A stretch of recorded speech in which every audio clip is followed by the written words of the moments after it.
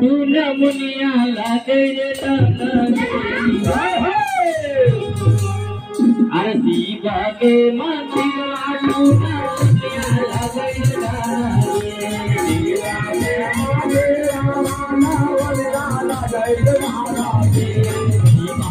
मंदिर तू न मुनिया लागे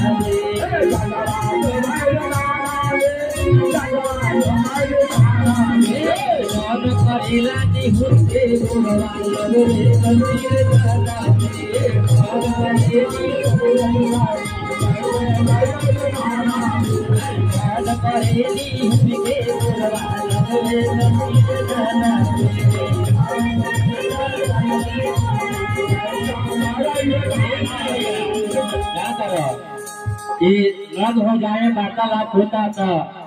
हो जाए ननद से कहती है क्या कहती है भाई हे ननद मत न करो लेकिन शिव जी के मंदिर में जाती उनका मंदिर बड़ा सुंदर लगा है देखने में हाँ बड़ा सुहावन लगा है हवन भूल की चलती उनका गोर लग गया लेकिन ननद के तो गड़ी अगाड़ी या हो जाए कभी पिछाड़ी भरी जाती है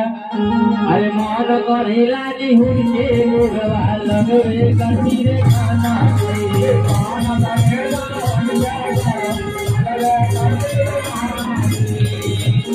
के जब तेरा नाम हो जाती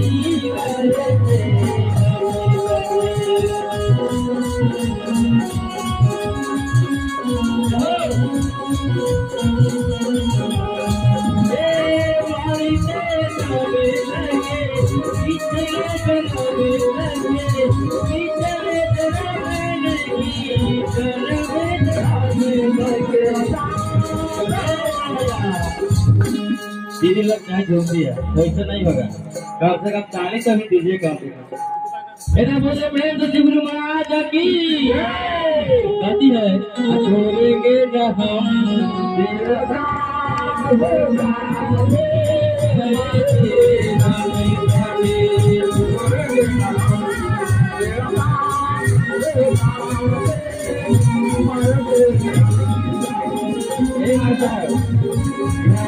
हजारों हजार के पुरस्कार हार्दिक स्वागत है। देखिए सब लोग जानते हैं कि हिंदी भजन है लेकिन अब भजन के माध्यम से भाव है हम को भगवान से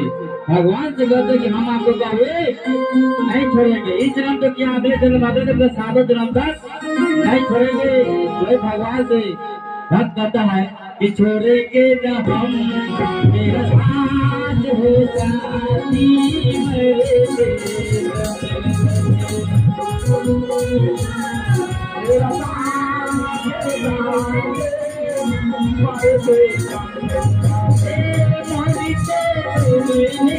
पिछले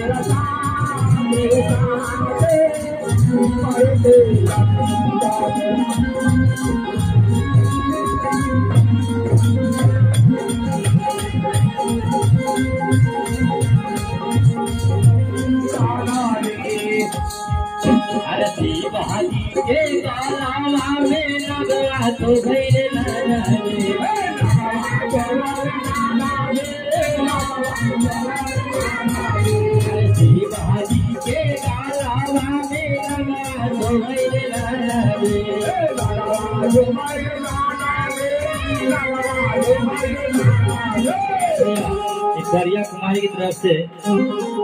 1000 के पुरस्कार आई है। पार्टी तरफ से हार्दिक स्वागत है।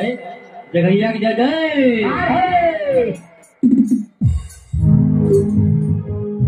आइए छोटी सी बच्ची से मैं भोले बाबा से क्या आग्रह करता हूँ।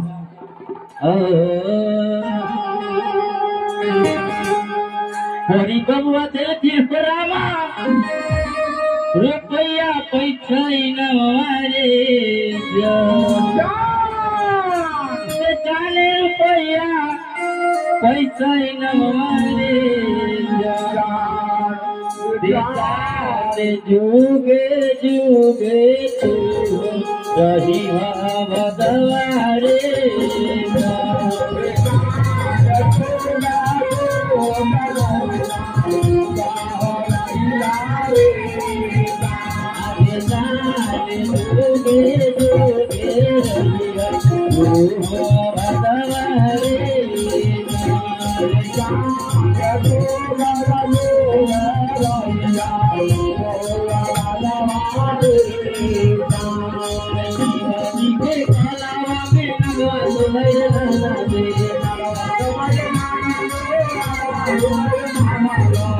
बाजी के बाला में लगा दो है नाना रे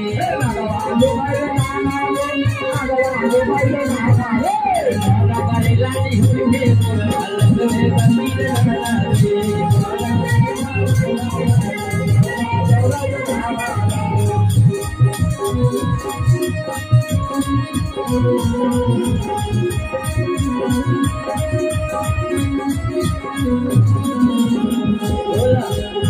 भोला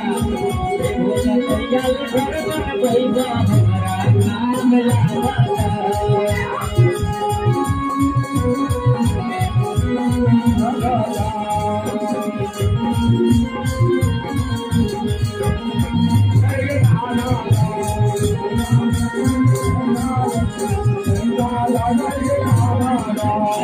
बाजी के हाथों में डामरुआ तो भैर नाना रे तो भैर नाना बाजी के हाथों में डामरुआ तो भैर नाना रे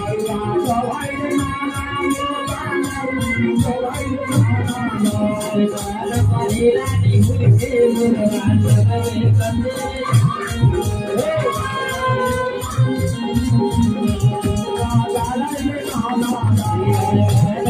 रानी फुलके